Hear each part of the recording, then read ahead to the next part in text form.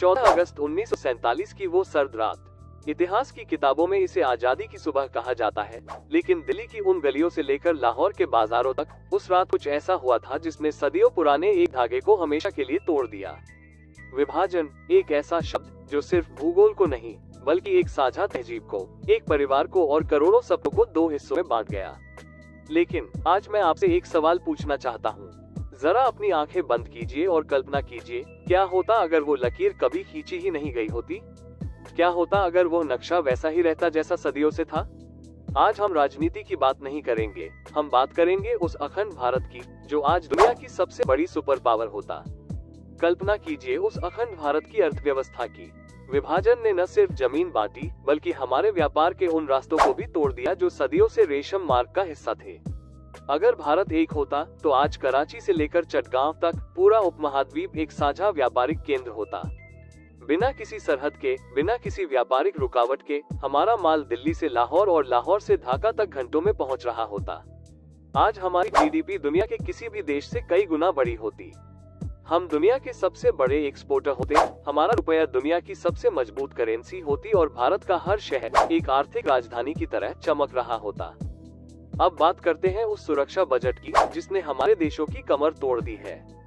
पिछले 75 सालों में भारत और उसके पड़ोसियों ने अपनी जीडीपी का खरबों डॉलर सिर्फ हथियारों, बारूद और सरहदों की रखवाली पर खर्च किया है।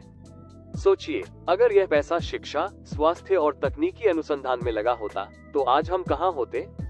आज हम मंगल नहीं बल्कि शनि और बृहस्पति के छल्लों के पास अपना बेस कैंप बसा चुके होते। इसरो आज दुनिया की पहली ऐसी स्पेस एजेंसी होती जो इंसानों को दूसरे ग्रहों पर भेज रही होती।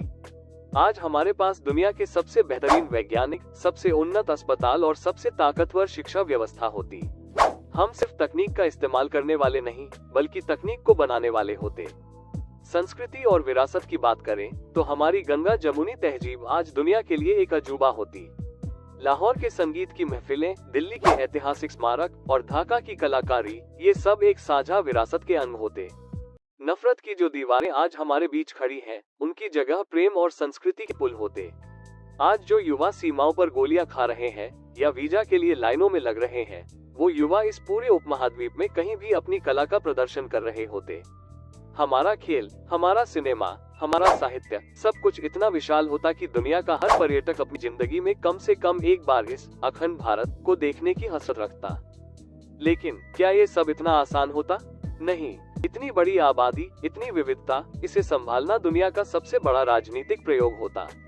ये हमारे लोकतंत्र के लिए एक अग्नि परीक्षा जैसा होता। लेकिन यहीं पर भारत की असली ताकत निकल कर आती। हमारा संविधान इतना लचीला और शक्तिशाली होता कि दुनिया के लिए लोकतंत्र का असली मतलब भारत होता। इतनी बड़ी आबादी और इतने अलग अलग विचारों को एक साथ लेकर चलने का जो अनुभव हमें मिलता, उसने हमें दुनिया की सबसे परिपक्व कौम बना दिया होता। ये चुनौतियां हमें कमजोर नहीं बल्कि और भी ज्यादा निडर और एकजुट बनाती। आज हम भले ही भौगोलिक रूप से अलग हैं, लेकिन हमारी जड़ें एक है। हमारे पूर्वजों की मिट्टी एक है, हमारा इतिहास एक है। अखंड भारत का ये सपना सिर्फ एक नक्शा नहीं बल्कि उस खोए हुए गौरव की याद है जिसे हम आज भी अपने दिलों में महसूस करते हैं। जब हम इन काल्पनिक दृश्यों को देखते हैं तो दुख इस बात का नहीं होता कि क्या खो गया, बल्कि उम्मीद इस बात की होती है कि एकता की ताकत कितनी बड़ी हो सकती है। आने वाला कल हमारे हाथ में है। हम इतिहास को बदल नहीं सकते, लेकिन हम आने वाली पीढ़ियों के लिए एक ऐसा भविष्य जरूर बना सकते हैं जहां नफरत की नहीं बल्कि विकास और एकता की बातें हों। अंत में मैं आपसे बस इतना पूछना चाहता हूँ, क्या आपको लगता है कि एकता की वह ताकत फिर से भारत को विश्व गुरु बना सकती है और इंडिया फिर से अखंड भारत बन सकता है? अगर आपको ये कल्पना और ये विचार अच्छा लगा तो अपनी राय कमेंट्स में जरूर साझा करें। और अगर आप चाहते हैं कि हम ऐसे ही और भी गहरे विषयों पर चर्चा करें तो इस चैनल को सब्सक्राइब करना न भूलें। आपकी एक आवाज हमारे इस सफर को और आगे ले जाएगी। मिलते हैं अगले वीडियो में एक और नई और ऐतिहासिक चर्चा के साथ। तब तक अपने देश और अपनी एकता का मान बनाए रखें। जय हिंद।